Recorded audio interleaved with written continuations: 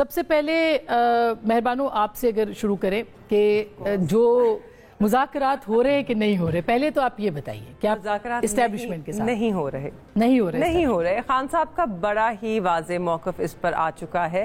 انہوں نے 2 دفعہ بیان دیے ہیں، ایک کے بعد دوسرا. انہوں نے پہلا جو دیا، انہوں نے کہا اپنی قید و بند کے حوالے سے کہ 9 مہینے ہو گئے، 9 سال بھی لگ جائیں تو کوئی غرض نہیں، مگر میں اپنی عوام کا سمجھوتا نہیں کروں گا، سودا نہیں کروں گا. میرے جماعت کے لوگ، ان کے گھر تباہ و برباد کیے گئے، کاروبار تباہ ہوئے. اگر میں نے گفتگو کرنی تھی تو میں اس سب سے پہلے ہی کر لیتا.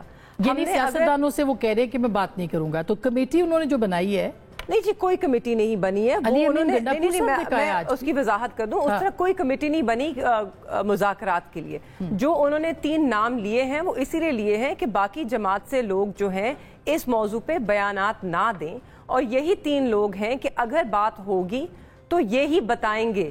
اور آپ نے سنا ہوگا ایک اور بیان بھی آیا جماعت کی طرف سے ہی، لوگوں کی طرف سے، ہم نے گنا پور صاحب نے کہا کہ اگر بات ہوئے گی تو کھلے عام ہوگی، کوئی ڈیل نہیں ہوگی. آج ان کا تھا یوم مئی پہ، لیکن 1.25 سال سے یہ کمیٹی بنی ہے. رؤف حسن صاحب کہہ رہے ہیں، وہ 1.25 سال سے جو کمیٹی بنی ہے وہ تو سارے جیل میں ہیں، اور وہ بنی تھی کمیٹی بر وقت انتخابات کے لیے، وہ تو نہ ہوئے.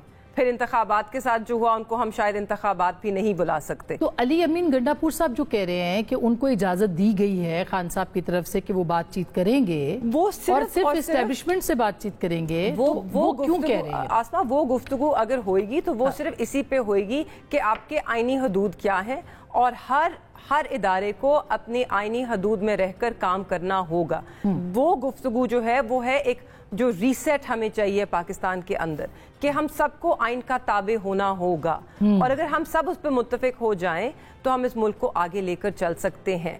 منصور علی شاہ صاحب نے بھی آسما جہانگیر کانفرنس پہ جو ایک بیان دیا کہ اگر آپ کی عدالتیں روبسٹ ہوں گی، مضبوط ہوں گی، آزاد ہوں گی، تو باقی انسٹیٹیوشنز ڈیولپ کریں گی. ٹھیک ہے. اچھا، لیکن اب کیانی صاحب وہ کہہ رہی ہیں کہ آپ سے بات نہیں ہوگی. پی ٹی آئی یہ کہہ چکی ہے کہ سیاسی حکومت سے باہر، اور وہ اسٹیبلشمنٹ سے آپ بات کریں گے اس لیے کہ ان کے پاس اختیار ہے. ایسے ہی ہے نا؟ ان سے تو ہم نے یہی بات کرنی ہے نا کہ آپ اختیار سیاستدانوں کو دیں. آپ جتنے بھی ادارے ملک میں اس معاملے پہ بات ہوگی کہ آپ سیاستدانوں کو اختیار دیں، اپنے حدود میں رہ کر کام کریں. تو آپ ان سیاستدانوں کو جو چور ہیں، ڈاکو ہیں، ان کی لڑائی آپ اسٹیبلشمنٹ کے ساتھ لڑیں گے جا کے؟ وہ دیکھیے، ہم لڑائی کسی ایک جماعت کے لیے نہیں لڑ رہے، ہم لڑائی لڑ رہے ہیں جمہوریت کے لیے. اس کے اندر ہر سیاسی جماعت جو ہے اس کا حصہ ہے.